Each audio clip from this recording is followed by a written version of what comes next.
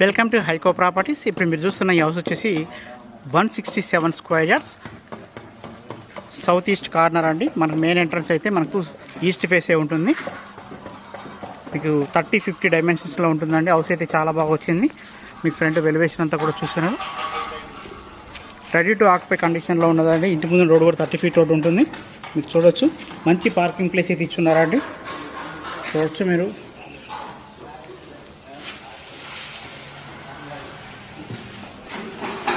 ఇక్కడ వచ్చేసి హాల్ అండి.